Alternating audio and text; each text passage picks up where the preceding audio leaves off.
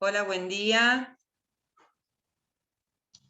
¿Qué tal? Buenos días, doctora. Hola, buen ¿Qué día. tal? ¿Cómo están?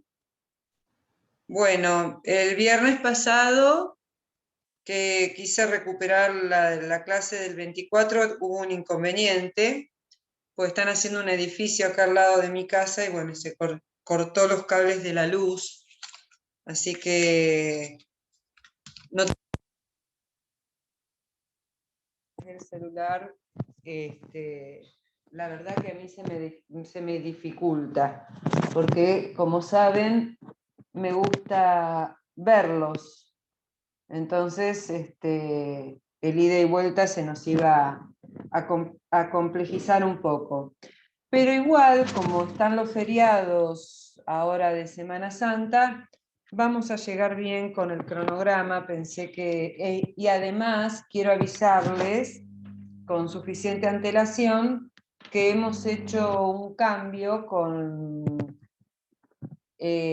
Nancy. Nancy va a dar la unidad temática número 5 y yo voy a dar la unidad temática número 4. Es decir, había realmente una discordancia en el reparto de los temas y yo iba a arrancar con contestación de la demanda sin que ustedes viesen demanda.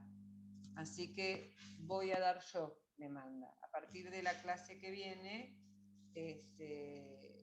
arranco con demanda. Bueno. El tema que nos... ¿Sí? ¿Alguien me habló? Se le escucha bajito. Se escucha bajo, no sé qué pasó. A ver. Sí, yo escuchaba muy a lo lejos. ¿Ahora me escuchan mejor? Sí, ahora Sí, ahora mejoró, sí, ¿eh? profe, buen día. Sí. Bueno, entonces me saco los auriculares y doy la clase sin auriculares. Bueno, el tema que vamos a ver hoy es un tema muy interesante que tiene que ver con el anteproyecto de Justicia 2020, es decir, la oralidad en el proceso civil y comercial. Ustedes, por favor, Antonella, si podés prender la cámara a todos los que les dije la semana pasada, algunos quizá los esté conociendo hoy, pero por favor, prendan la cámara. Daniela Ledesma es una invitada en el día de la fecha, pero va a pasar a formar parte del equipo a partir del viernes que viene, así que va a ser una sorpresa para ustedes verle la cara. Así, hoy la vamos a dejar sin pantalla. Bueno, como les decía, el tema de la oralidad en el proceso civil y comercial de la provincia... Ah, todavía no tenés la cámara. Bueno, el tema de la oralización en el proceso civil y comercial en la provincia de Buenos Aires es valga la redundancia, un tema que comenzó a tratarse con la gestión del gobierno anterior, con el ministro Garabano. Y tiene una razón de ser y muy importante. Porque yo no sé si ustedes tienen en cuenta o han tomado dimensión de que nuestro sistema republicano de gobierno hace que hoy en día tengamos 24 códigos de procedimiento civil y comercial de cada una de las provincias que integran el territorio de la República Argentina, más un código de procedimientos de la nación, que acá viene en juego dónde se aplica, si se aplica únicamente en Cava, si lo aplicamos acá cuando acudimos a la justicia federal, que la respuesta, por lo que nosotros hemos visto de competencia, ustedes tendrían que decirme que sí, que es el código que nosotros utilizamos cuando acudimos ante la competencia federal. Con respecto a este anteproyecto de Justicia 2020, que tiene por finalidad unificar todos los códigos de las provincias, todos los códigos procesales, también tiene una serie, bueno, de más está decir que quedó presentado en el Poder Legislativo y no hay hasta el día de la fecha una resolución al respecto. Es decir, el anteproyecto no fue aprobado, pero lo que sí se hizo es que algunos juzgados comenzaron a utilizar la oralización del proceso en los denominados de conocimiento. Entonces, ahora vamos a ver, y otra particularidad que quisiera tomar de este anteproyecto, que algunos autores lo ven como una crítica y otros están a favor, como todas las corrientes procesalistas, hay corrientes mayoritarias, minoritarias, más modernas. Acá se pone en juego algo que yo ya les mencioné y que no es así al pasar, que tiene que ver con el garantismo procesal, corriente seguida por el doctor Alvarado Belloso, y el activismo procesal, que es lo que se pretende con esta puesta en marcha del proceso de oralización. Una particularidad, antes de entrar, porque tengo un PowerPoint para compartir con ustedes, me gustaría decirles que este anteproyecto, a diferencia de nuestro Código de Procedimiento Civil y Comercial de la Provincia de Buenos Aires, trae enumerados específicamente las reglas y los principios procesales. Nuestro código, nuestro ordenamiento procesal, solo tiene las reglas, pero los principios procesales, Sara, vos sí tenés cámara, así que podrías prenderla, por favor, Jano, bueno, y todos los demás, si no, ya saben que es ausente, si no me escribirán a través del chat. Bueno, como les venía diciendo, se encuentran enumerados los principios procesales. Y acá me gustaría detenerme, como ha mencionado el doctor Verdaguer, que se ha dedicado a hablar de reglas y principios procesales, en la enumeración que hace el anteproyecto. Aunque parezca aburrido esto de la enumeración, es muy trascendente, porque miren cómo un proyecto de código de procedimientos va a traer como principio procesal escrito y plasmado la tutela judicial efectiva. Si nosotros siempre partimos y pensamos que desde ese camino comenzamos el proceso, desde la tutela judicial efectiva. No sé si alcanzan a entender o alguno puede aportar qué entiende por tutela judicial efectiva. ¿Delfina? Bueno, Emilio. La participación efectiva del juez en forma permanente o en forma efectiva en audiencias. Pienso que pasa por ahí, ¿no? Es una forma de... A ver, Delfina. Que se le garantice a todas las personas el acceso a la justicia. Ese es otro de los principios. Está muy bien. En realidad... Puede ser, profe.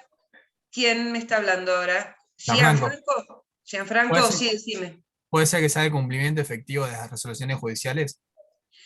Y en realidad tiene más que ver con eso, es decir, que bueno, acá muy bien lo que aporta Lisandro, aplicación del derecho en observancia de la ley por parte del juez. Es decir, que ese proceso nos garantice el cumplimiento, valga la redundancia, del derecho de defensa en juicio y el debido proceso legal establecido en el artículo 18 de la Constitución Nacional.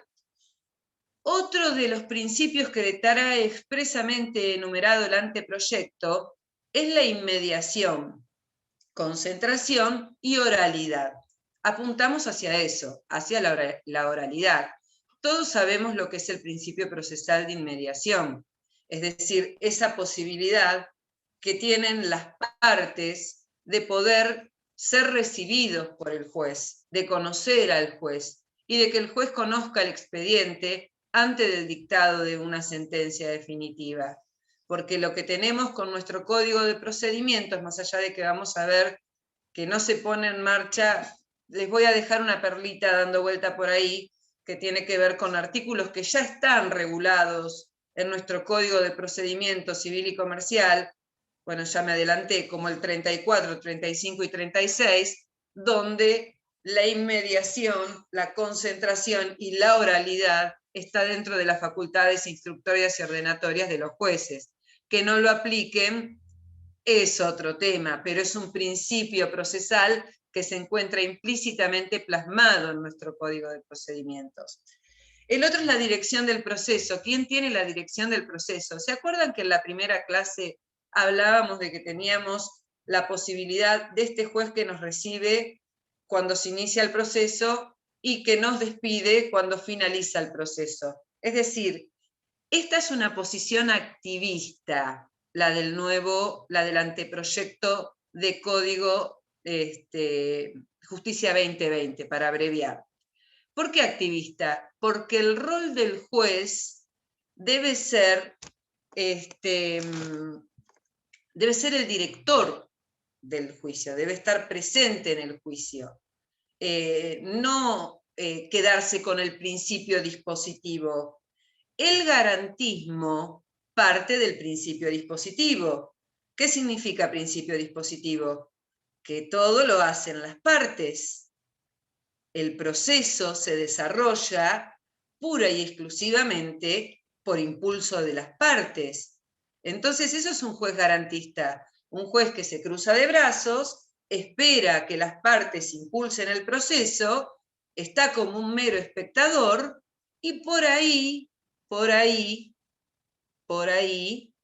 en alguna etapa, en la etapa de prueba, se le ocurre a este juez dictar una medida para mejor proveer. No sé si todos saben lo que es una medida para mejor proveer, pero muy brevemente les digo que una vez que las partes alegaron los hechos, aportaron las pruebas, produjeron las pruebas, el juez dice, hay un tema que no me quedó claro, así que voy a dictar una medida para mejor proveer. Es decir, una prueba más, un testigo más que lo voy a volver a llamar a que declare. Eso es una medida para mejor proveer. En el garantismo eso es excepcional, excepcional. Ahora vamos a seguir marcando algunas diferencias. Bueno, la iniciación del proceso, aportación y derecho de contradicción. Iniciación del proceso, las partes, aportación, las partes, y derecho de contradicción. ¿Qué significa? Que todas las resoluciones que deba tomar el juez deben ser oídas previas a dictar una resolución. Es lo que se llama principio de bilateralidad. Es decir, ¿esto está en el Código de Procedimiento Civil y Comercial de la Provincia de Buenos Aires? Pues sí, señores, está, implícitamente está. Pero, vuelvo a insistir, el anteproyecto redacta esta serie de principios que estoy enumerando. El impulso procesal oficioso, que es lo que les estoy hablando del activismo procesal. Bueno, la lealtad, profesora, buenos días. Bueno, la lealtad, la buena fe y el deber de decir verdad. Por favor, muteen el micrófono, Mariana, o Marina. Marina. Bueno, Marina está en otra cosa. Marina está en el jardín, me parece, Marina.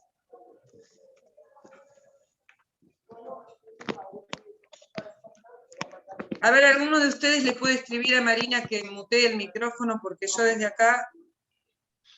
Profe, usted lo puede apagar. Ah, ahí se lo muteo. Ya está. Ya la silencié.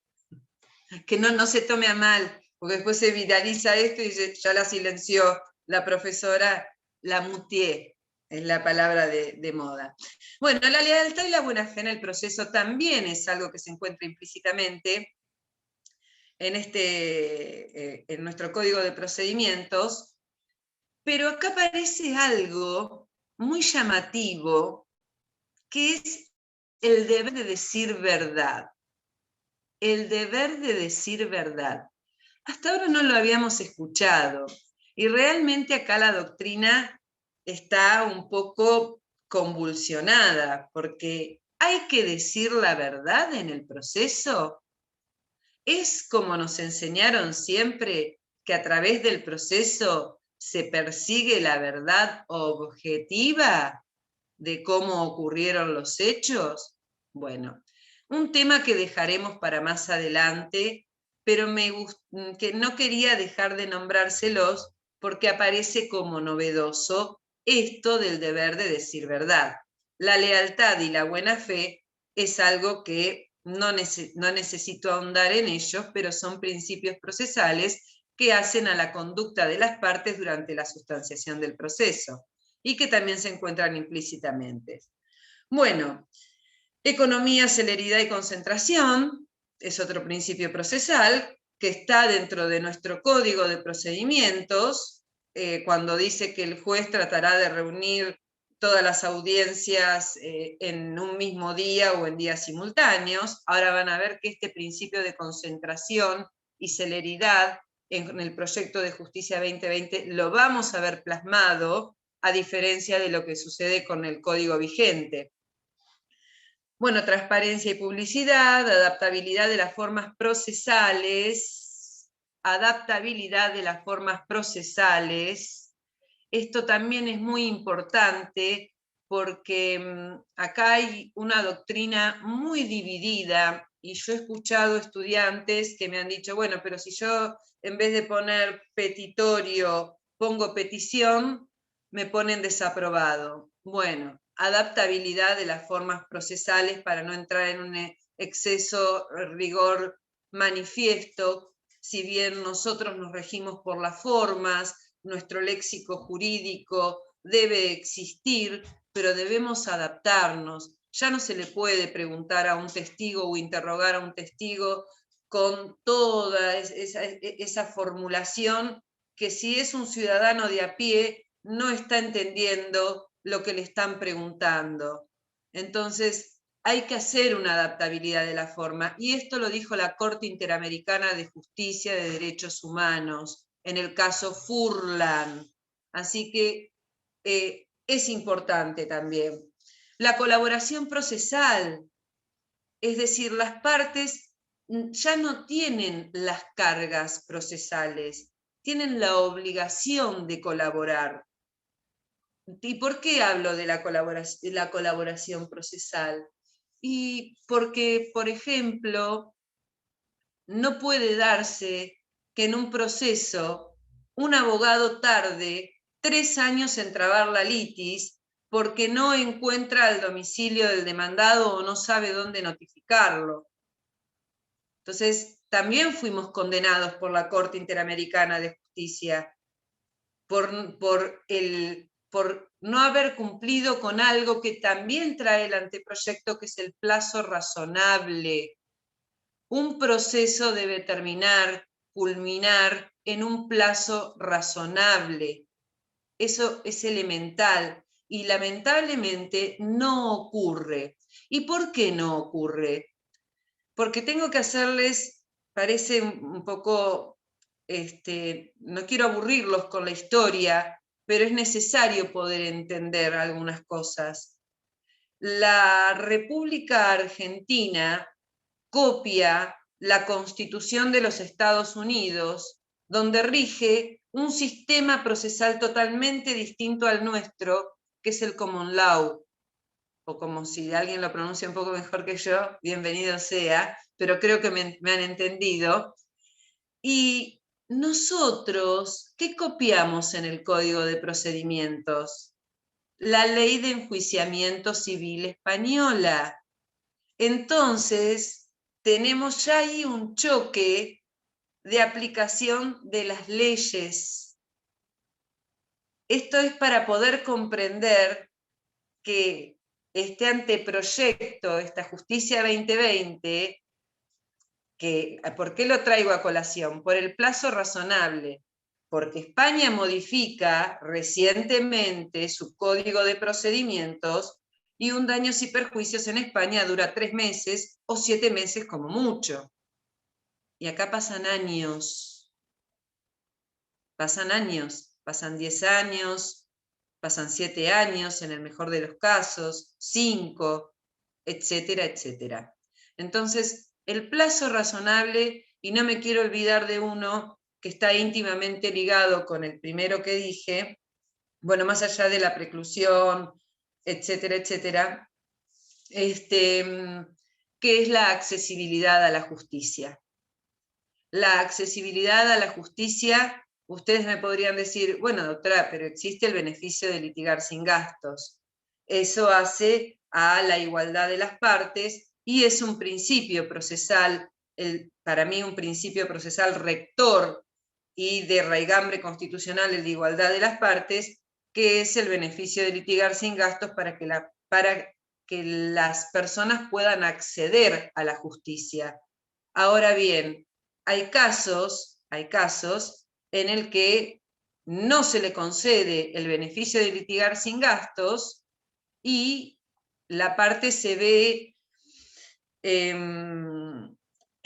con la imposibilidad de iniciar un proceso, porque tiene que pagar una tasa y una sobretasa que se le hace imposible porque puede tener dinero, pero no liquidez, porque no tiene dinero líquido, es millonaria en propiedades, es una sociedad, etcétera, etcétera, pero le falta liquidez y no puede acceder a la justicia. Entonces, no solamente tenemos que hablar de accesibilidad a la justicia para personas en condiciones de vulnerabilidad, sino que tenemos que pensar, y acá hay una discusión muy grande que no va a tener realmente acogida, que es la eliminación de la tasa de justicia y la sobretasa de justicia. Eso realmente no va a tener acogida, no les voy a explicar el motivo ahora, ya se darán cuenta más adelante, o lo charlaremos en otra oportunidad. Pero habiendo hecho esta introducción, quiero compartir con ustedes un PowerPoint sobre la oralidad en el proceso civil y comercial. Bueno, creo que lo están viendo, ¿no? Sí, pero... Marcela, ya me dijo que sí, Marcela. Perfecto. Bien. Acá, cuando vamos a arrancar con la oralidad en el proceso civil y comercial, es en el proceso, se da nada más que en los procesos de conocimiento. Y soy muy reiterativa con esto, porque el anteproyecto está redactado únicamente para los procesos de conocimiento. Antes de ahondar en ello, quiero marcar una línea de tiempo para que ustedes se puedan ubicar. En este momento, la demanda y la ampliación de la demanda se presentan por escrito. Entonces, ¿dónde está la oralidad? Bueno, quiero decirles que vamos a seguir teniendo un sistema mixto de escritura y oralidad. La demanda se presenta por escrito y la ampliación de la demanda también, así como la notificación de la demanda, artículo 135, inciso primero, y las acordadas sucesivas de la Suprema Corte, excepto en pandemia que se han adecuado a algunas situaciones, pero la notificación de la demanda se sigue haciendo en soporte papel. Es decir, seguimos con sistema escriturario. Bueno, cuando notificamos la demanda, acá aparecen las conductas que puede tener el demandado. No comparecer, si ha sido debidamente notificado, como dice el artículo 59 del Código de Procedimientos, a domicilio conocido, y no ha comparecido en tiempo y en forma, se le puede pedir el decreto de rebeldía.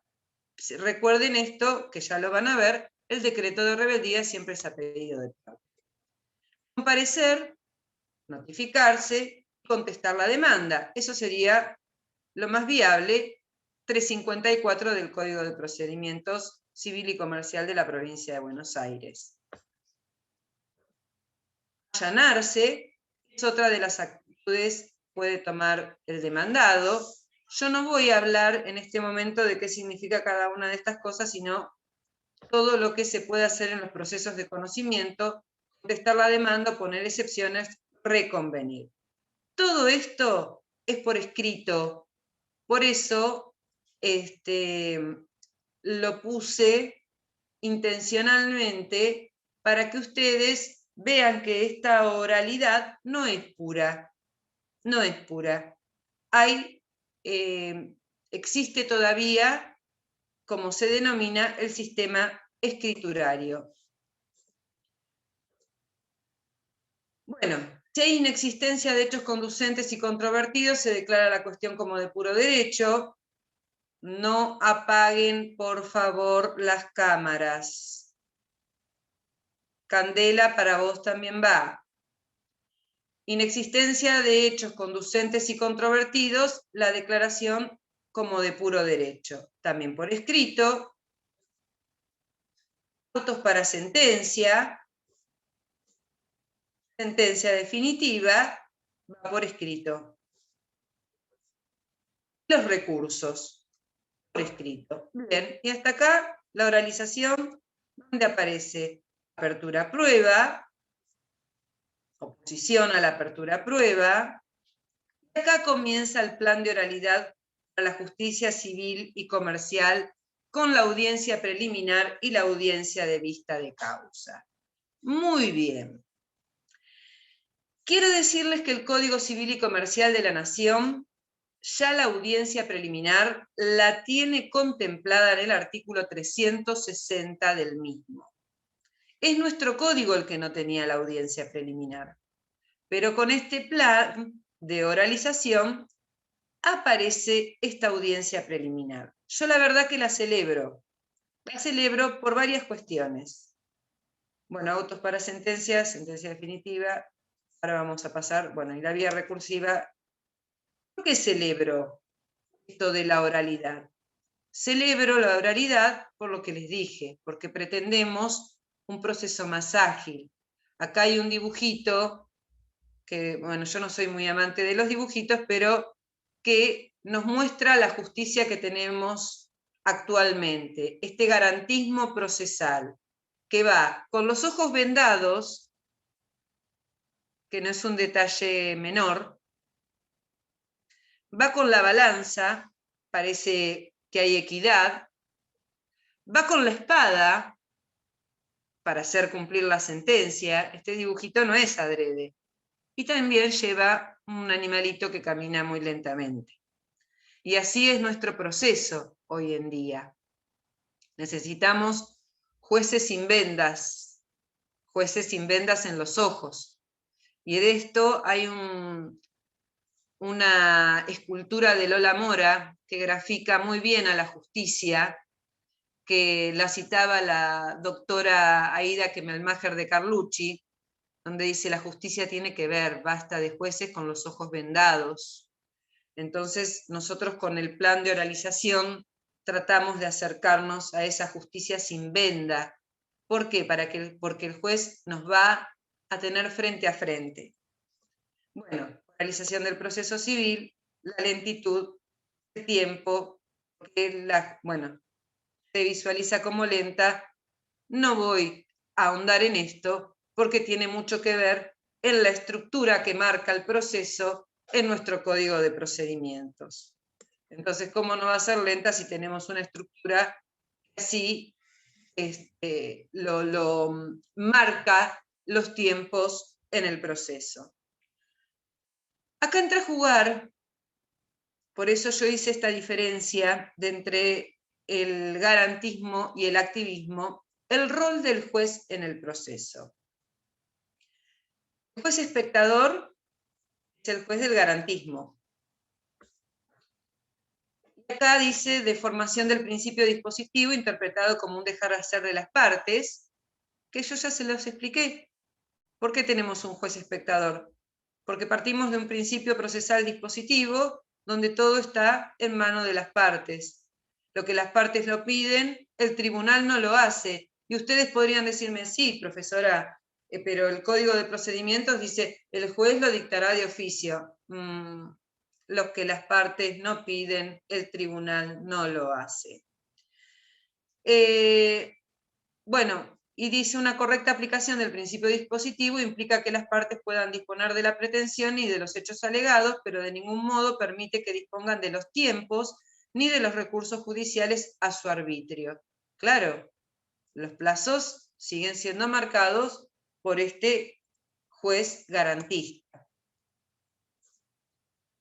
Acá tenemos algo que yo no nombré al pasar, que es la Comisión Interamericana de Derechos Humanos, donde fuimos condenados como país por violar la garantía de lo que mencioné al principio, de obtener una sentencia en un plazo razonable, artículo 18 de la Convención Americana.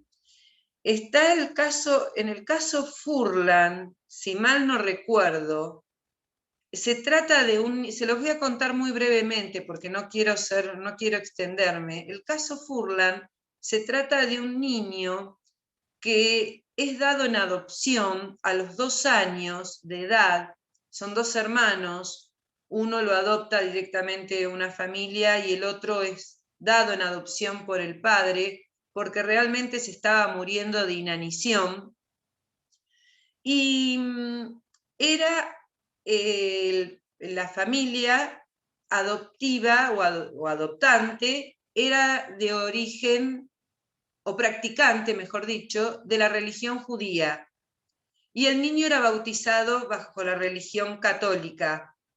¿Y qué se ponen a discutir los jueces? Bueno, que la familia judía debía enseñarle a este niño la religión católica.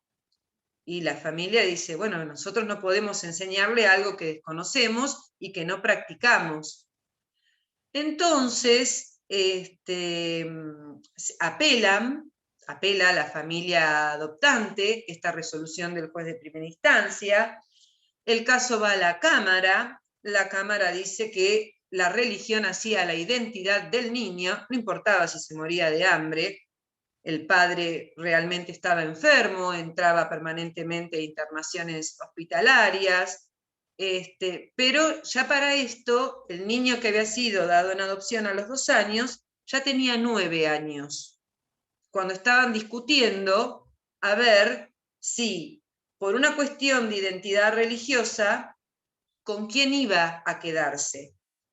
Bueno, la cuestión es que este caso llega a la Corte Interamericana de Justicia de Derechos Humanos, finalmente, después de muchísimos años, pero muchísimos años, porque la Corte no maneja tampoco con un plazo muy acelerado, no dicta en un plazo muy acelerado las sentencias, llaman a ver por qué, vamos a llegar a hablar de la Comisión Interamericana y vamos a hablar de la Corte Interamericana y vamos a saber por qué los plazos en los que la Corte dicta sentencias son muy extensos.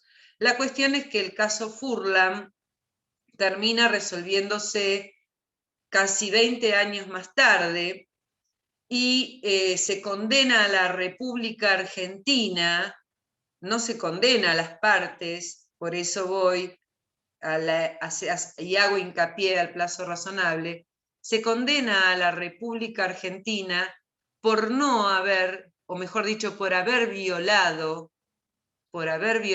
esta garantía de un plazo razonable. El daño generado a ese niño de 2 años ya era irreparable, económicamente hablando. Y así algunos otros casos que podría nombrarles, pero no quiero aburrirlos. Pues Activista, yo lo llamo activista más que administrador, no me gusta, particularmente es una cuestión de gustos y la mayoría de los procesalistas los llaman jueces activistas, pero podrían llamarlo tranquilamente administrador, yo voy a saber comprender de qué se trata. Activo. Recta aplicación del principio dispositivo, imparcial pero no neutral. ¿Eso qué significa? Es imparcial, pero participa en el proceso. Es imparcial y debe ser impartial, con T. Impulsa el proceso, ya van a ver que impulsa el proceso, y hay un control de la duración del periodo probatorio. Y acá es donde venimos a acortar estos procesos que duran años y años produciendo prueba que a lo mejor es superflua, prueba que a lo mejor no es conducente, prueba que se reitera, prueba que se produce sobre hechos que ya han sido admitidos. Entonces, necesitamos de este juez activista o administrador. Bueno, el proyecto de la nueva gestión judicial, a la cual adhirieron varios juzgados del Departamento Judicial de Mar del Plata. No sé si la doctora Ledesma me puede decir cuántos aproximadamente. No, bueno, lo dejamos para otro momento, pero hay unos cuantos juzgados que han adherido al plan de oralización. Empezaron con el juzgado 1 y juzgado 2, que es lo que estableció la Suprema Corte de la Provincia de Buenos Aires, y luego se adhirieron otros juzgados. Tenemos varios inconvenientes que luego vamos a ver. ¿Cuáles son los objetivos? Aumentar la calidad de las decisiones jurisdiccionales, reducir los plazos totales de los procesos de conocimiento y aumentar la satisfacción del ciudadano con la situación de la justicia civil. ¿Por qué? Porque se ha observado que hay un gran descontento de la ciudadanía con el Poder Judicial. Un gran descontento de la ciudadanía. Ahora estamos frente a una reforma que tiene que ver con la justicia federal y que realmente, permítanme decírselos en total confianza, al ciudadano de a pie no lo afecta tanto la justicia federal. El ciudadano que quiere desalojar a su inquilino que no le paga, le interesa la satisfacción en tiempo y en forma de la justicia civil y comercial, pero no la justicia federal. Ese es un tema que hay que reformarlo, estamos todos de acuerdo. ¿Es el momento este? Bueno, voy a utilizar una frase, se los dejo a su criterio. Yo particularmente no estoy de acuerdo que este sea el momento oportuno para la reforma de la justicia federal. Es una opinión personal y tengo mis fundamentos que no vienen al caso en este momento.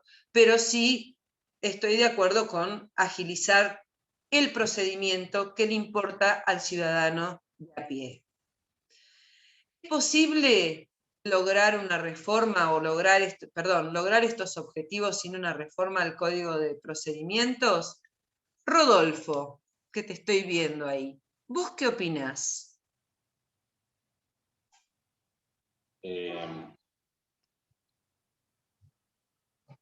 Creo que si seguimos con el sistema, digamos, del Código de Procedimiento viejo, ¿no? Porque, o sea, necesita alguna adecuación al nuevo Código Civil y Comercial.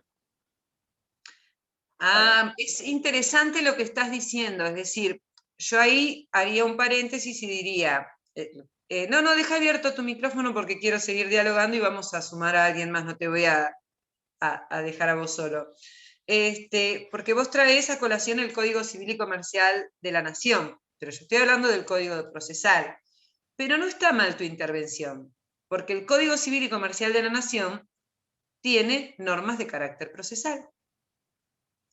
Pero mi pregunta igual apunta a otra cosa. ¿Es posible lograr estos objetivos sin una reforma al Código de Procedimientos? A ver, Marcela. Marcela, ¿qué opinas vos? Buenos días. Hola. ¿Cómo estás tanto tiempo? Días. Bien, un poco me hizo llorar un poco la historia esta que usted acaba de Bueno, contar. si te cuento otras vas a llorar un rato más, pero bueno, de esto se trata. No, pienso que si se aplica a la justicia 2020 así, como la obligación de decir verdad, o especialmente la parte de notificación, estaba mirando que tiene razón, que se demora mucho para notificar a los demandados en caso de daños y perjuicio, en caso de, como estuve leyendo sobre accidente automotor, que muchas veces se demora muchísimo, muchísimo para ubicar, o para, también estaba mirando ese tema en la prescripción adquisitiva o Bueno, pero para usucapión. no irnos a temas de los que no hemos hablado aún, quiero Bueno, una quiere decir respuesta que se concreta. demora mucho. Pero ustedes Yo creo que es piensan posible, que es posible sin la reforma. y porque ya tenemos los elementos, las herramientas, el artículo 34, 36, Muy bien, 37 de Código de pero Procedimiento. muy bien, Ya Marcela. la tenemos. Y acá vamos, mirá, artículos 34, artículos 36, artículo 362. Es decir, yo arranqué diciendo esto, que los artículos están en el Código de Procedimiento Civil y Comercial. El tema es que no se aplican. Por eso era posible sin una reforma, pero la reforma trae algunas cuestiones más profundas aún, que las vamos a ver ahora que tienen que ver con la prueba. Pero deberes del juez: asistir a las audiencias de prueba bajo pena de nulidad. No asiste ninguno. La toma un secretario, un prosecretario o un auxiliar. Dirigir el procedimiento debiendo, dentro de los límites expresamente establecidos en este código, concentrar en lo posible, esto sí se hace. Facultades: tomar medidas para evitar la paralización del proceso. Es decir, ¿tenemos un juez activo acá? Sí, lo tenemos, pero lo que pasa es que parte del principio dispositivo. Bueno, era una pregunta para que la pensemos. El primer despacho. ¿Qué va a hacer en el primer despacho el juez en medio de estos juzgados que se adhirieron al plan de oralización? Va a anticipar a las partes el sometimiento al protocolo de justicia 2020. Anticipar y concentrar las medidas ordenatorias e instructorias para la traba de la litis, adoptar medidas preliminares de prueba, fijar el criterio de producción y valoración de la prueba y advertir sobre la caducidad de la instancia. Eso va a ser el primer despacho, que ahora lo vamos a desglosar, porque si no, leyendo esto, queda como la nada misma. Acá está. El primer despacho va a ser, en un proceso de conocimiento, llamar a las partes a una audiencia preliminar. Es decir, una vez trabada la litis, se llama a las partes a una audiencia preliminar. Así se decreta la apertura de las actuaciones, dice el anteproyecto. Bien, ¿cuál es el objeto? El objeto es que el juez trate de conciliar a las partes. Lo primero que va a intentar el juez, y esto es algo más importante aún. ¿Por qué? Porque el juez ya tiene la obligación, cuando llama a las partes a la audiencia preliminar, de haber hecho ¿qué? De haber leído la demanda y de haber leído la contestación, o la reconvención, o la oposición de excepciones, etcétera, etcétera. Entonces, acá las partes ya alegaron los hechos, aportaron las pruebas, porque ¿qué pasó? Esto se pensó nada más que para un proceso sumario. Nos vemos con una gran dificultad en el proceso ordinario que no me voy a meter ahora, no me voy a introducir ahora, pero esto se pensó para el proceso sumario. Por eso ya se piensa que las partes llegan con las pruebas aportadas. Bueno, entonces, volvemos a la audiencia preliminar. El juez intenta conciliar a las partes, llegar a un acuerdo. ¿Arribar a un acuerdo sobre qué? Y bueno, si yo digo que un hecho ocurrió de tal manera y la parte contraria no lo niega, significa que ese hecho puede haber sido producido de la manera expresada por el actor en su escrito de demanda, en su narrativa. Bien. Entonces, ¿qué diría el juez en ese caso? Bueno, la verdad que si fijamos estos hechos sobre los cuales se va a producir prueba, porque estos se encuentran afirmados, o se encuentran admitidos, o no se encuentran negados, y no afectan el orden público, son hechos que las partes pueden disponer tranquilamente, como son los de carácter patrimonial, pero nunca dejaría una cuestión que afecte el orden público que las partes desistan o eliminen determinadas pruebas, por ejemplo, en un caso de filiación. Bueno, entonces, en este tipo de hechos que dije, admitidos, no desconocidos, en los que las partes están de acuerdo, realmente va a eliminar o a depurar esas pruebas que son innecesarias porque los hechos ya han sido reconocidos por las partes o admitidos por las partes. Entonces, ¿qué se van a fijar? ¿Cuáles son los hechos litigiosos? ¿Cuáles son los hechos litigiosos? ¿Qué es esto de los hechos litigiosos? ¿Qué son los hechos conducentes y controvertidos sobre los cuales se va a producir la prueba? Pero ojo, yo me detuve en esto, que es muy importante, porque primero, conciliar.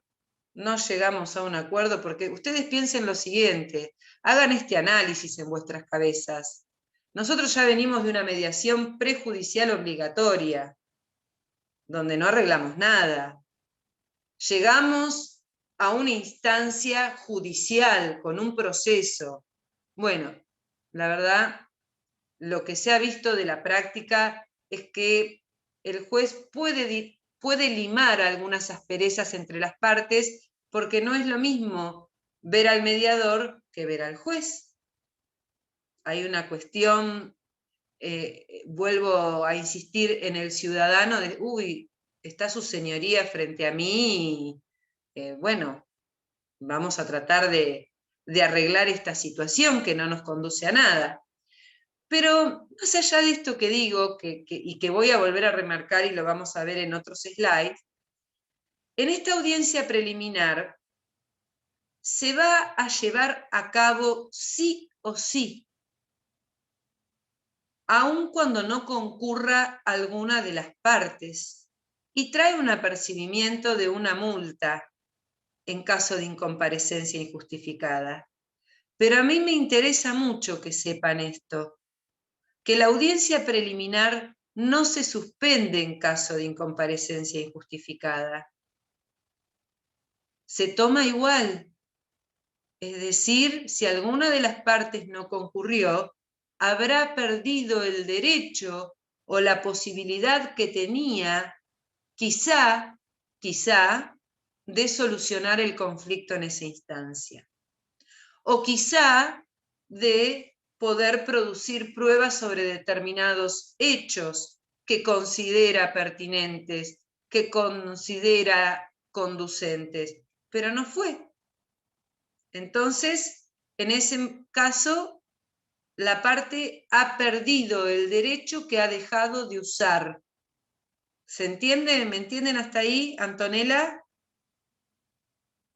¿Sí? Bien.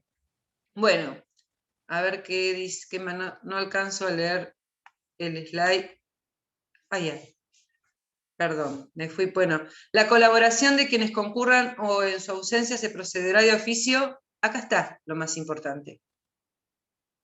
Si comparecen los dos, se fijan los hechos litigiosos. Ya lo adelantamos.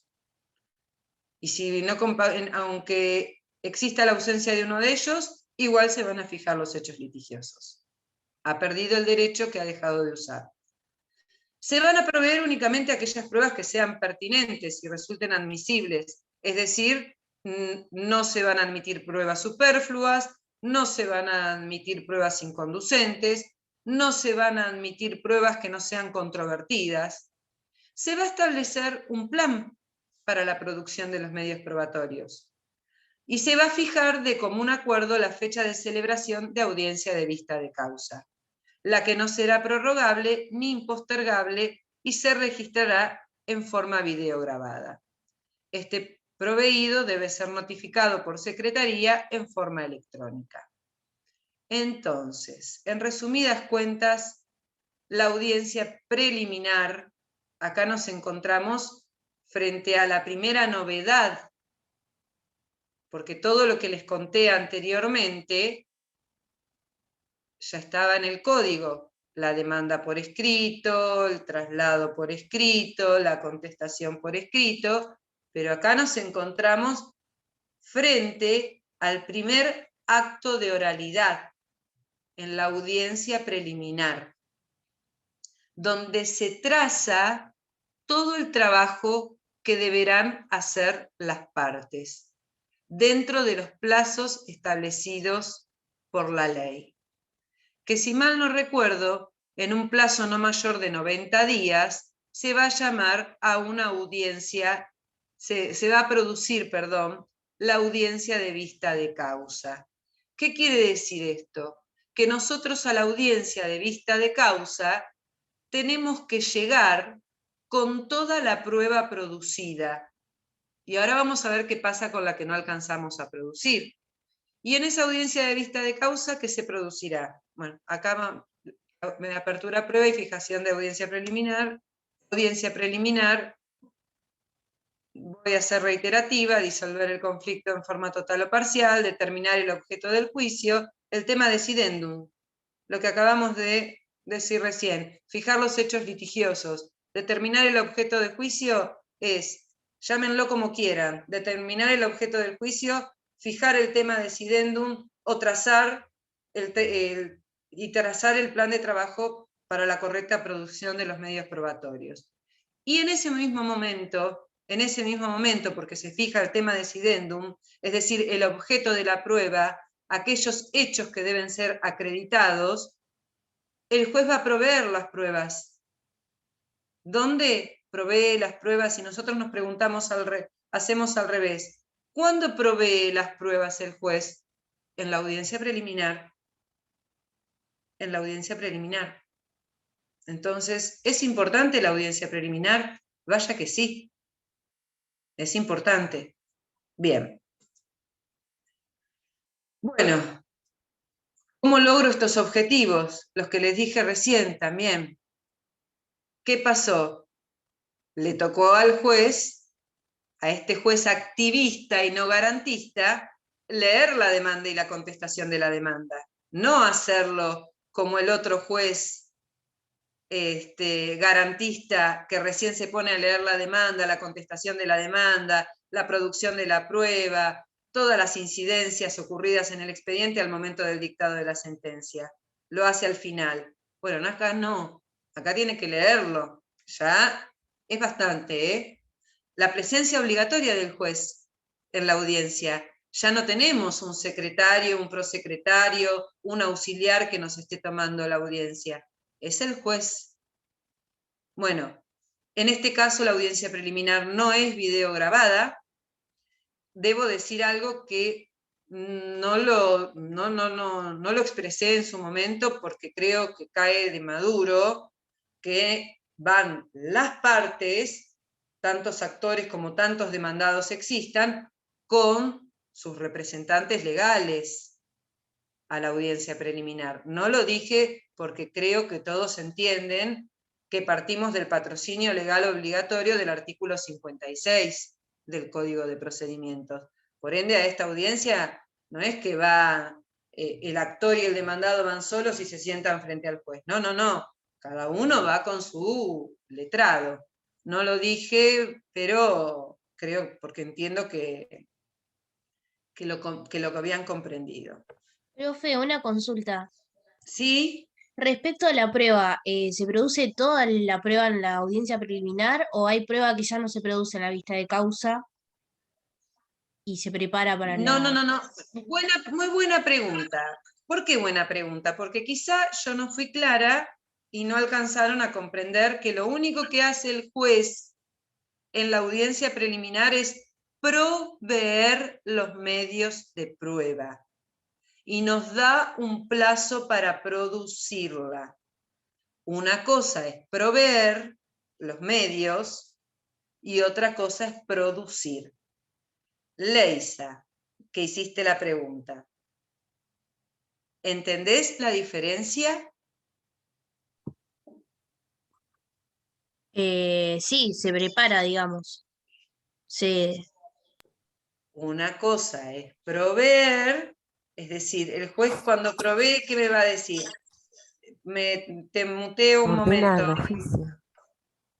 Te muteo un momento, Marcela, porque estamos acá con Leisa y algunos más que quizá tampoco lo comprendieron.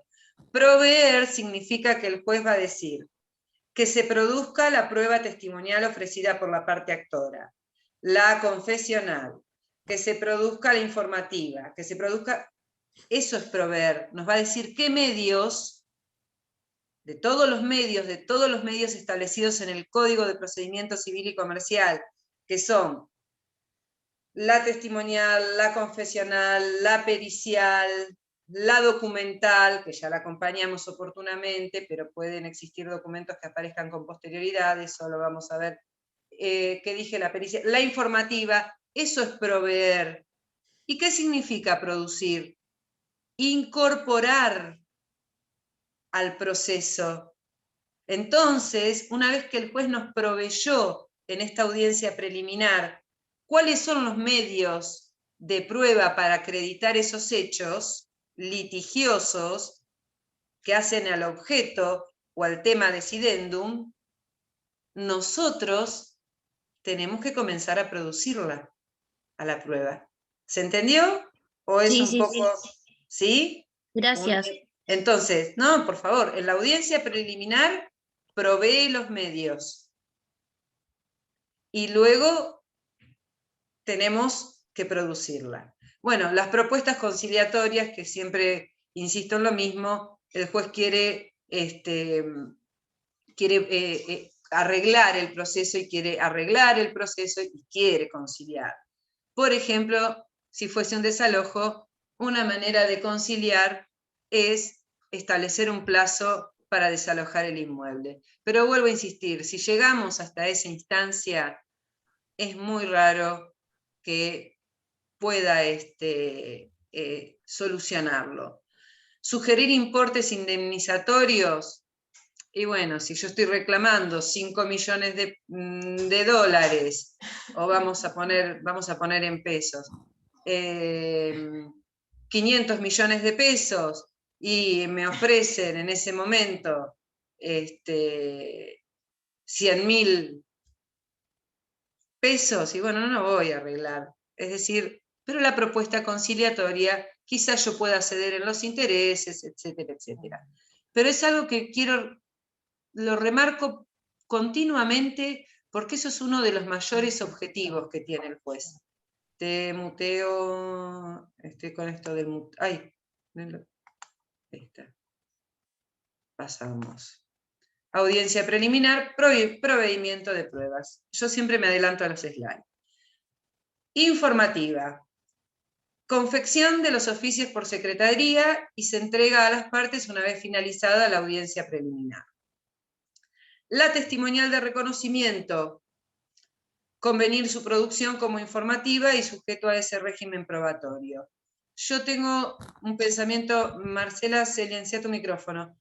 Tengo un pensamiento muy particular con la testimonial de reconocimiento, que luego, cuando veamos pruebas, se las voy a decir, porque convenir su producción como informativa, yo tengo...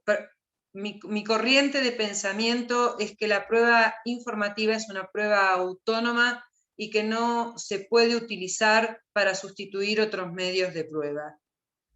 Excepto esto del testigo de reconocimiento, que ya lo vamos a charlar. Porque sí, ¿qué quiero decir con esto? A lo mejor yo me olvidé de proponer a un testigo o a varios testigos, pero vamos a suponer a un testigo en el momento procesal oportuno, y luego quiero con la informativa traer una declaración del testigo. Entonces, la prueba informativa no sirve para eso. La informativa tiene otra finalidad que ya la van a ver. Por eso en este caso me reservo mi opinión, pero la testimonial de reconocimiento acá parecería que lo toman como una informativa y está sujeto al régimen de la prueba informativa. La prueba pericial, muy importante, porque las partes, recuerden que ya van a llegar con sus escritos de demanda, de postulación, vamos a llamarlos escritos de postulación, que es un buen nombre para no estar diciendo continuamente demanda, contestación de demanda, oposición de excepciones, reconvención. Escritos de postulación. En los escritos de postulación van a llegar con los hechos alegados y aquellos que quieren probar. Entonces es muy probable que ofrezcan la prueba pericial. Y en ese momento, también, cuando ofrecen la prueba pericial, no solamente van a decir qué tipo de prueba pericial están ofreciendo para probar o acreditar determinado hecho, sino que también van a fijar los puntos de pericia. Y se van a reformular también los puntos de pericia. ¿Quién termina decidiendo o fijando los puntos de pericia? Siempre es el juez. Siempre es el juez. Las partes los proponen, pero el juez es el que va, en definitiva, a fijar los puntos de pericia. Por eso dice, hay un exhaustivo control de los puntos de pericia. ¿Para qué hay un exhaustivo control? Y para que no preguntemos al perito cuestiones que ya están probadas, porque a lo mejor ya están acreditadas con prueba documental. Entonces, ¿para qué vamos a hacer una pericia? Y vamos a preguntarle al perito sobre la que ya está acreditado por un balance que se acompañó en autos como prueba documental. ¿Entienden a qué voy? Entonces, vamos achicando con esto de la prueba impertinente o superflua, vamos achicando un poquito esta lentitud en el proceso o prolongación indebida en el proceso. Bueno, la testimonial, extremos que pretende acreditar con cada testigo, es decir, cuando yo propongo los testigos, tengo que decir qué es lo que pretendo acreditar con cada testigo. Vuelvo a insistir, si ya está acreditado con la documental acompañada en autos, o va a surgir de la pericia, y bueno, la verdad que ese testigo no lo vamos a llamar.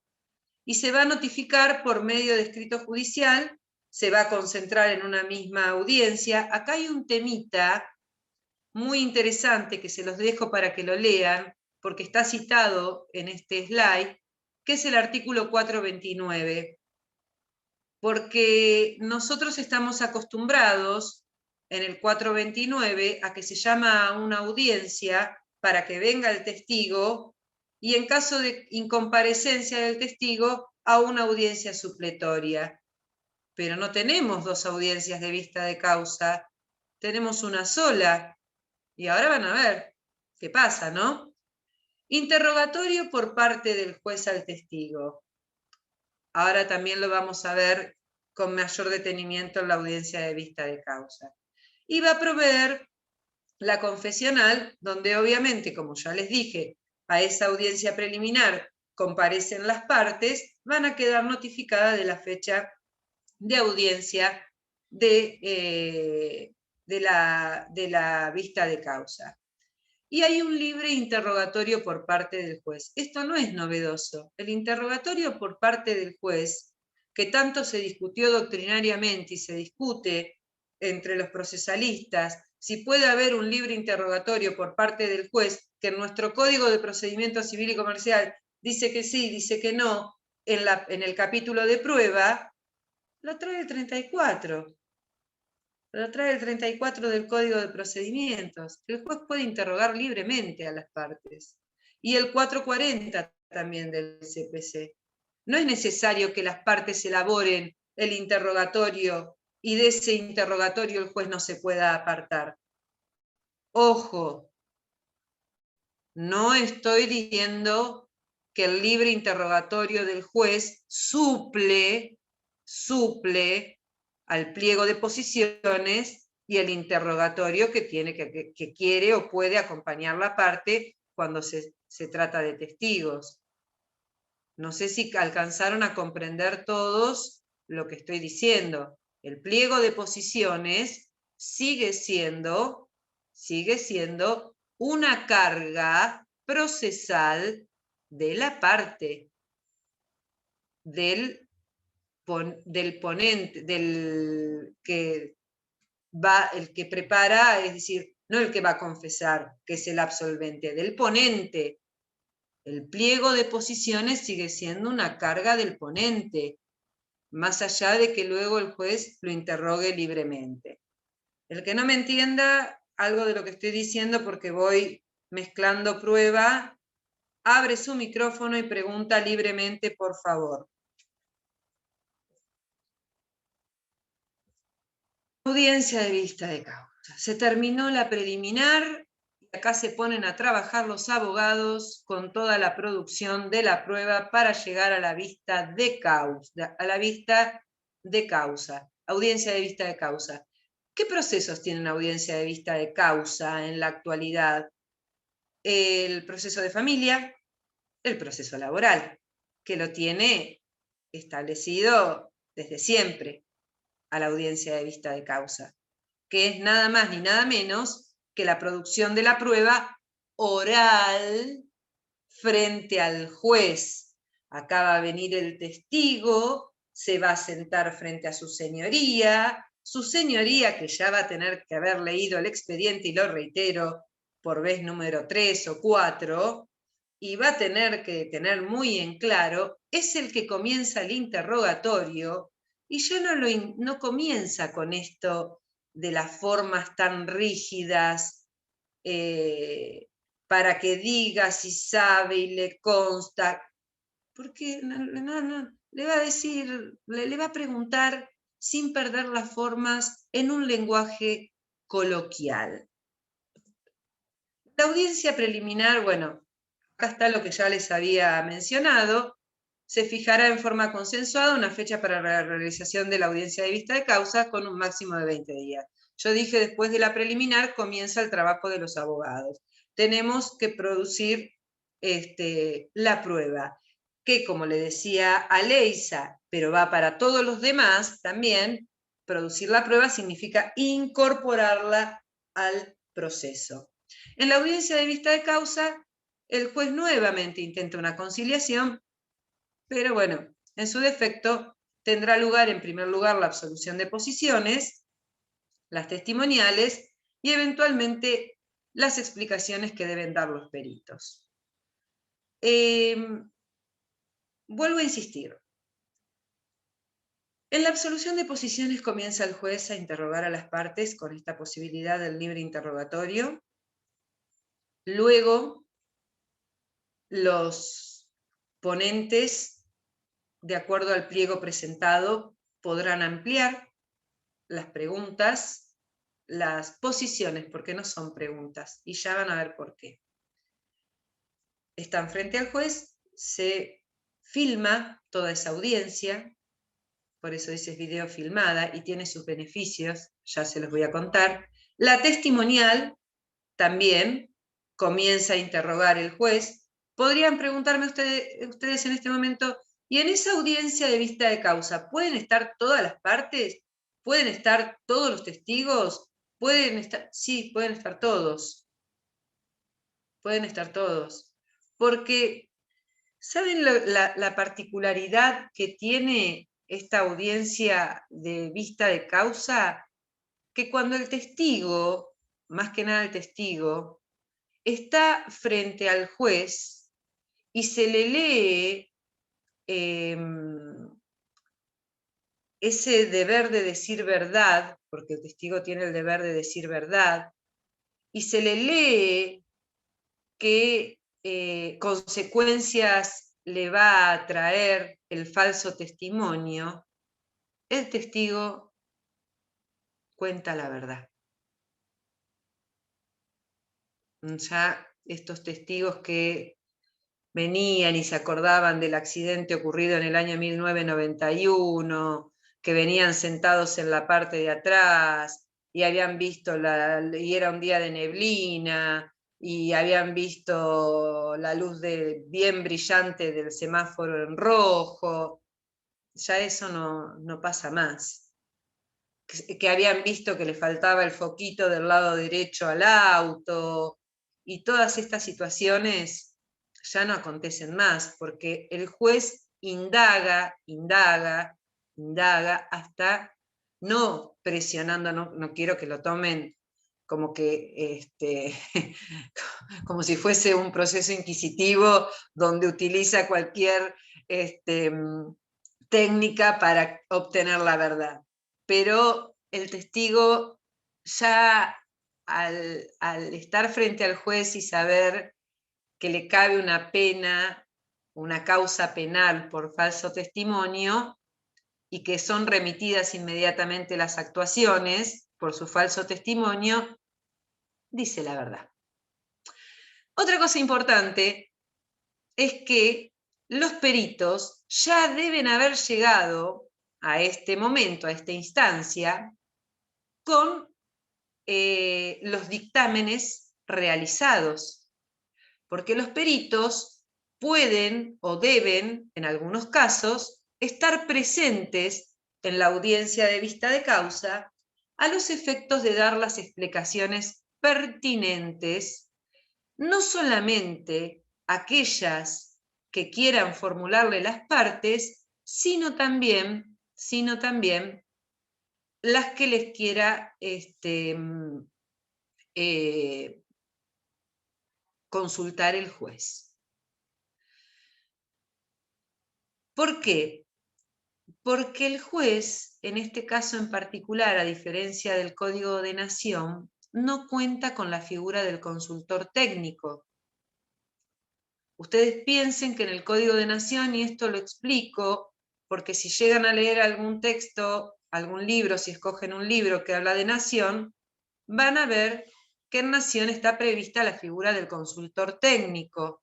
Es decir, mientras los peritos están realizando su dictamen, el juez tiene un consultor técnico, que puede ser un médico, traumatólogo, especializado, que lo va orientando. ¿Para qué? Para poder pedir explicaciones, para poder también ir formando su convicción en base a la sana crítica, etc.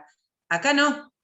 En la provincia de Buenos Aires no está establecida la figura del consultor técnico. Ahora bien, cabe acá una pregunta muy importante. ¿Qué pasa si en ese plazo no alcanzamos a producir toda esta prueba? Bueno, las pruebas pendientes de producción el juez va a evaluar en ese momento si son importantes para la resolución del conflicto. Y si son importantes para la resolución del conflicto, va a extender el plazo para que se produzcan, haciendo expresamente mención a las pautas de caducidad y negligencia en la producción de la prueba. Tema muy importante al cual le vamos a dedicar sus merecidos párrafos en el momento oportuno cuando lleguemos a prueba, cuando hablemos de caducidad y negligencia en la producción de la prueba. Los voy orientando, si mal no recuerdo, es artículo 382, por ahí del código. Si alguno tiene el código a mano, me dice sí o me dice no. Estoy entre el 380 y 382, no recuerdo bien en este momento. Pero dije acá, o mejor dicho, dice acá, filmada beneficios. Sí, tiene muchos beneficios. 382, profe. Bueno, muchas gracias, gracias. No estaba tan mal. Bueno, ¿cuáles serán los beneficios de videofilmar la audiencia de vista de causa? Y la verdad que es inmenso, es un antes y un después. ¿Por qué? Y porque las audiencias que no eran videofilmadas, estaba el empleado del juzgado, en el mejor de los casos vuelvo a hablar de un secretario o un prosecretario, pero si no era un auxiliar, que con todo su esfuerzo trataba de transcribir en un acta lo que el testigo quería decir. Y a cada una de las preguntas que se le hacía al testigo. Y trataba de transcribir en un acta lo que las partes confesaban, y a veces hasta con sus palabras. Entonces, perdía inclusive hasta la sustancia de lo que las partes habían querido decir, inclusive hasta los gestos, porque con una videofilmación podemos ver hasta la parte gestual que realizan ya sea los testigos o los absolventes. ¿Y cuál es el otro beneficio? Aparte de que el empleado no vaya tomando al azar, estoy mirando la hora porque no quiero extenderme, no vaya tratando de poner con sus palabras lo que quiso decir el testigo o el absolvente. Que si este expediente llega a la Cámara y llega por apelación de una sentencia definitiva de un proceso ordinario o sumario, y hay un replanteo de prueba en la alzada, el juez de la Cámara no necesita ir a leer un acta que no entiende nada, directamente ve la filmación. ¿Ven que es beneficioso? Es muy beneficioso.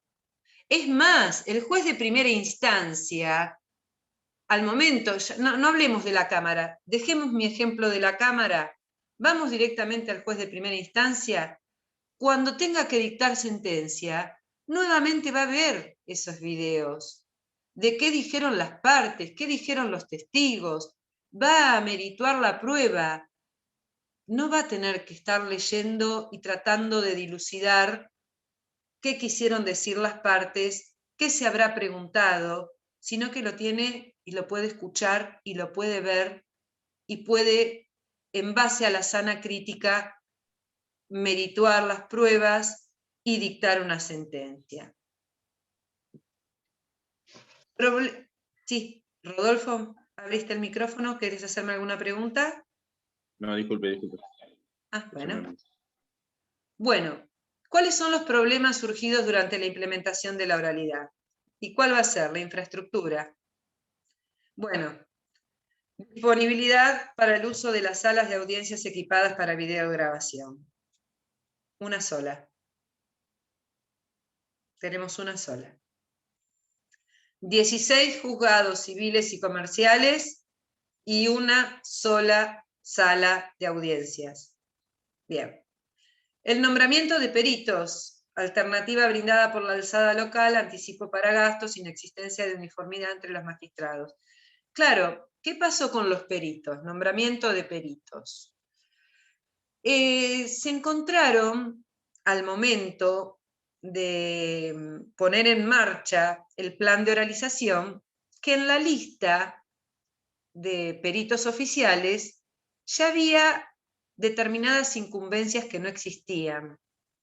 Porque el trabajo del perito es un arduo trabajo, valga la redundancia de la palabra. Y realmente cuando llegaba el fin del proceso, bueno, no se le reconocía o no se le pagaba, tenía que iniciar un incidente de ejecución de honorarios, etcétera, etcétera. Entonces se fue perdiendo en los listados progresivamente el número de peritos. Y además encontraron los jueces que había incumbencias que directamente no existían ni en los listados oficiales ni en los peritos de la Suprema Corte de la Provincia de Buenos Aires.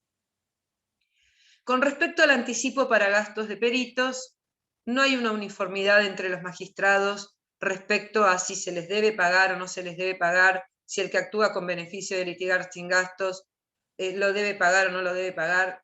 Yo entiendo que dependiendo de que el perito al perito debe pagársele el anticipo para gastos porque le va a insumir tiempo realizar una pericia y cuanto más compleja sea, mayor cantidad de tiempo y de dinero le puede insumir. Además, señores, el perito debe rendir cuentas de ese anticipo para gastos. Así que no es que lo pidió para ir a tomar un café con un amigo en algún lugar de la ciudad. Otra dificultad que nos encontramos durante el proceso de oralidad es los plazos de las pericias, el incumplimiento por parte de los auxiliares. Sí, Morena. Tengo una duda con respecto al tema del pago al perito. ¿Ahora no se necesita pagarle al perito primero para después poder comenzar con el tema de, una vez que se presenta, o antes, no sé si es antes de presentar, en qué momento es que se requiere al perito, pero ¿se requiere pagarle primero para poder seguir con el proceso? Muy bien. Se deposita previamente, vos te referís a los honorarios profesionales. No, el anticipo de gastos sí. El anticipo para gastos sí se deposita previamente, siempre se depositó previamente, pero con respecto a los honorarios, es decir, el anticipo para gastos es como una parte proporcional de honorarios que va a recibir él, es decir, de gastos que tiene que hacer, erogaciones que tiene que hacer, pero sus honorarios se regulan al final del proceso junto con los honorarios de todos los que participaron en ese proceso, incluidos los abogados. Lo que sí, la jurisprudencia ha dicho, que al perito le tiene que pagar cualquiera de las partes cuando la pericia ha sido indispensable para la resolución del pleito. Voy a dar un caso particular. Suponte que yo ofrezca un perito traumatólogo en un accidente de tránsito donde la persona estaba toda fracturada. Vos que sos la parte, yo soy la parte actora, vos sos la parte demandada, que sos el que venía manejando el auto y lo llevaste por delante, decís, yo desisto de esa prueba pericial, porque con la documental está acreditado las fracturas, no es necesario, no la considero pertinente. Sí, con la documental está acreditada las fracturas, pero con la documental no está acreditado el grado de incapacidad que le dejó todas las quebraduras que vos le hiciste cuando le pasaste con el auto por encima. Entonces, vos desististe de esa prueba pericial. Yo la llevé adelante, le produjo gastos a mi cliente. Cuando llega el momento del dictado de la sentencia y el juez dice, esta pericia era indispensable para resolver el grado de incapacidad que le quedó al actor, vos vas a tener que pagar los honorarios del perito, aun cuando lo hayas desistido. Porque los peritos son considerados auxiliares de la justicia. Por eso digo que pueden iniciar su reclamo de honorarios contra cualquiera de las partes. Porque este fallo tiene muchísimos años. ¿Qué le pasaba al perito? Llegaba al final del juicio y el que lo había propuesto no le pagaba, no le podía reclamar a la otra parte porque la pericia no le había pedido a la otra parte, no le pagaba, bueno, entonces salió en un momento, y debe ser un fallo que tiene más de 20 años, y que fue en los tribunales laborales, donde se consideró que los peritos eran auxiliares de la justicia y cualquiera de las partes debían abonarle sus honorarios profesionales. ¿Quedó claro? Ahí. Sí, gracias, profe. Bueno, menos mal. Y me parece, los resultados obtenidos en poco tiempo: drástica reducción de los plazos de duración de los procesos, 70% en menos de 2 años. Bueno, la verdad que todo esto era en un contexto no pandémico. Todo esto que estamos leyendo y que tiene que ver cuando se implementó, era un contexto totalmente distinto. Con la pandemia, ustedes saben perfectamente que no solo hubo una feria judicial prolongada durante el año pasado, desde febrero hasta el 27 de mayo aproximadamente, una feria judicial extraordinaria.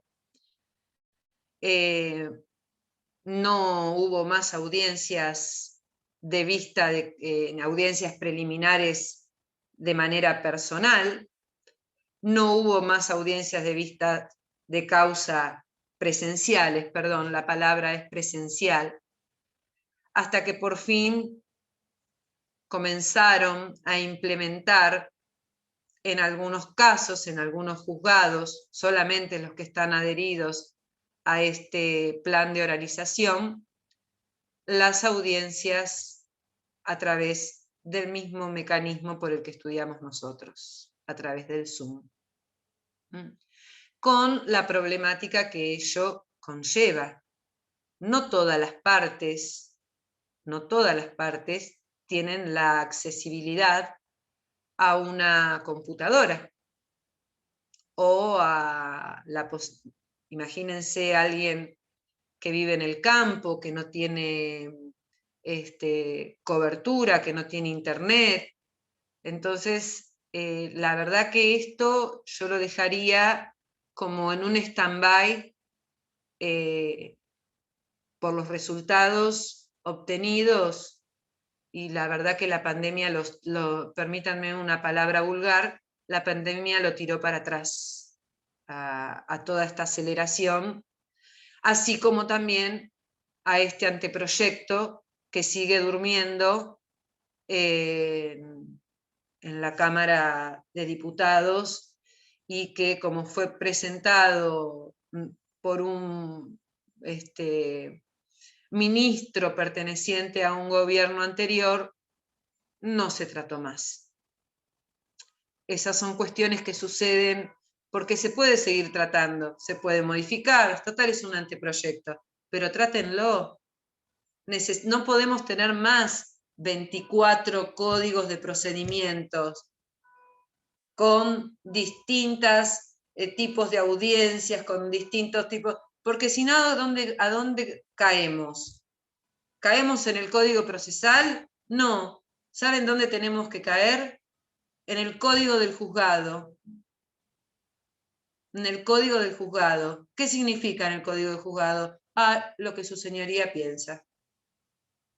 Entonces, es necesario que esto se termine. Sí, que se corrija, que se hagan las modificaciones que se tengan que hacer, pero necesitamos este plan de oralización para agilizar los procesos, para tener un único código de procedimientos para más allá de las diferencias que tenemos con las provincias, porque nosotros parece que no saliésemos de la provincia de Buenos Aires, existe otro país también, ¿no? Existe otro mundo. Así que bueno, con esto finiquitaba el tema del día de hoy, y volvemos a vernos. No sé si tienen alguna pregunta para hacer. Si a alguno le quedó alguna duda. ¿Nada? Bueno, entonces voy a tomar asistencia. Veo que se han ido dos, no sé si habrán dejado escrito algo en el chat. Francisco Verdi. Profe, perdón, disculpe. Francisco Verdi dijo que se había ido porque tenía un turno médico, lo puso en el chat. Y hay un Bien. que pusimos en el chat que nos tenemos que ir porque 9:30 tenemos clase de familia. Ezequiel, Sebastián. También se fue. Leandro Carreres, presente. Carreres, presente. Emanuel D'Amico. Magalí Carreras.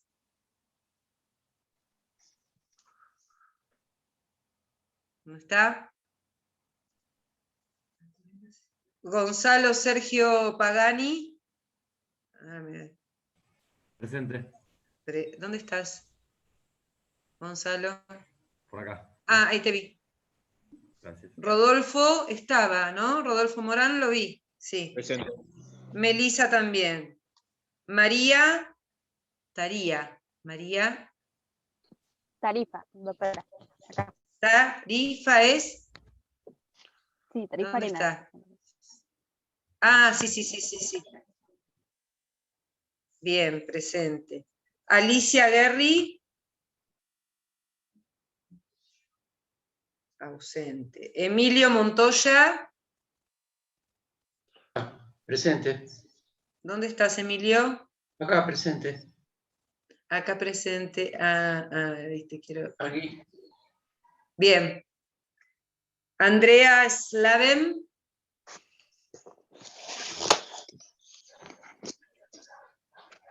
Está. Ausente. Lautaro, sí, lo vi. Fiorella Dinelli. No la vi a Fiorella hoy. Presente. ¿Cómo andás, Fiorella? Zoe, sí, la vi. A Zoe, sí. Gustavo Álvarez. Presente. Gustavo, sí, ya no. Marcela está, Carla Romero está, Sara está. Victoria Coliado. Presente. ¿Dónde estás, Vicky? Acá. Bueno. Presente. Mirna Valdés. Se entrecortó. Mirna Valdés.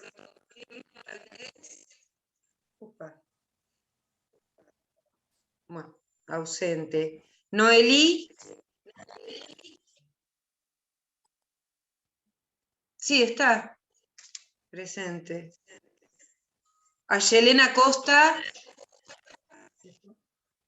Presente. Eugenio Villarreal. María Elena Falomir. ¿Está? Ausente. Antonella está. Antonella la vi, me parece. Guillermo Olivelli. Ausente. Alcira Natielo. Profesora Guillermo escribió por el chat. Sí, le puse presente. Listo. Presente. Olivelli. Profesora Natielo, presente. ¿Dónde estás? Acá. Bien. Joaquín también, me parece que lo vi. Joaquín Marchetti. Joaquín Marchetti, presente. Está la otra Zoe Panibianco. Una Zoe puse presente. Acá está Marianco. Bien. Tomás Franconese. ¿Lo dije bien? No, Francescone. Lo dije como me salió. No está. Ausente. Néstor Igarza. Presente acá. Presente. Morena Caparrós. Sí. Presente. Oriana Schneide. ¿Lo dije bien? Schneide. Sí. Oriana, bien. Francisca Bombini. Presente. Nicanor ya lo vi. Sofía Villalba. Presente. Bien. Leisa también la vi. Leisa Hansen. Flor Peralta. ¿Por qué le puse Flor? Ahí está Florencia. Te puse Flor. Delfina Florente. Es Lorente. ¿Cómo es? Lorente. Le vamos a sacar la F, presente. Andrés Saboya. Ausente. Candela Arana. Presente. Presente. Santiago Somoza. Presente, doctora. Rocío Fiego. Rocío Belén. Presente. Ahí te vi, Rocío. Lucía Algieri. Sí, creo que lo dije bien, Algieri. ¿No está? Ausente. Camilo Comperatore no lo vi. ¡Ah! Ahí está frente a mí. Estuviste en silencio, por eso, Camilo. Sí, es verdad. Claro. Marina Bosata. Ausente. Me falta anotar a Gabriela Coda, que la estoy viendo ahora. ¿No estuviste la semana pasada, Gabriela? ¿Sí? Sí estuve, doctora, ¿eh? Sí, todas las clases. Sí. Presente. Ok. Gracias. Y Cristian Semma, no te conozco. Presente. Pero Profe. no estuviste la clase pasada. No. Ah, A mí tampoco me nombró, profe. ¿a quién? A Gianfranco Paniagua. Pero Gianfranco, vos tampoco estuviste la clase pasada. No, la clase pasada no pudo asistir. A mí tampoco me nombró, profesora. Gianfranco Paniagua. Es que deben ser los que no estuvieron. Profe, a mí Claro. tampoco me nombró y yo estuve la semana pasada. A ver, aguárdenme que voy a ponerle a Paniagua presente. Y los que voy a dejar en libertad a todos los que se tengan que retirar. Los que no les dije, no, Carla Romero ya te puse presente. Los que no tienen, Sara no sabía que tenías bebé. Felicitaciones. Gracias. La cursada pasada tuve que abandonar porque el segundo parcial caía en la fecha de parto de ella. Ay, felicitaciones. Así. Bueno, fue alumna nuestra y ahora verla con el bebé es hermoso. Te felicito.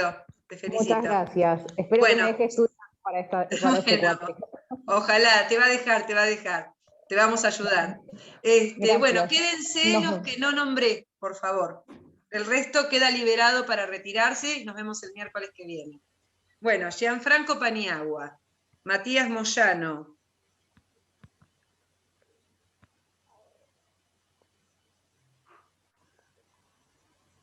Marcela Díaz, ya te puse presente, te podés retirar. Jano Longo, no lo conocía.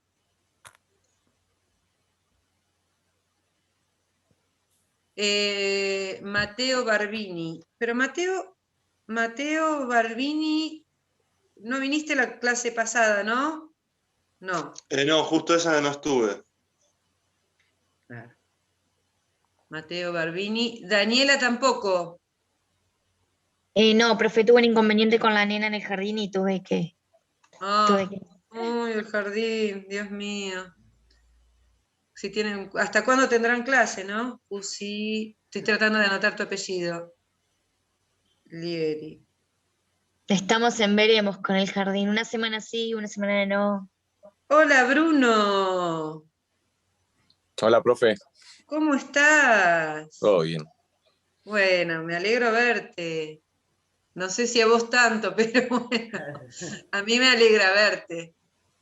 A mí también, Jano, profesora. bueno, no te quedó otra. Graciela Contarino. Mucho gusto, Graciela.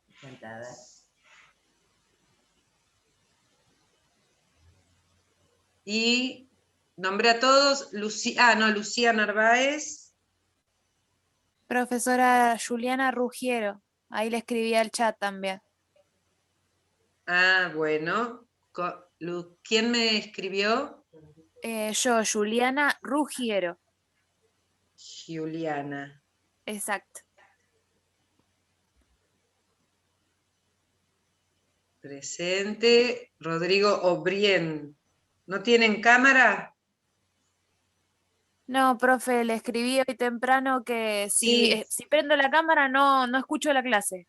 Ah, bueno, ahí tenemos la dificultad, mirá vos, de lo que estaba hablando de las audiencias video grabadas, ¿no? Que no Lo se que pueden pasa es llevar. que se corta y entonces Claro. no termino entendiendo lo que me está hablando. Bueno, pero en algún momento me gustaría verte la cara, solamente para Dale. conocerte, para Dale, aunque verte. voy a tratar de poner una foto, aunque sea, pero... Bueno, bueno, está bien. Y Karen Gabilondo.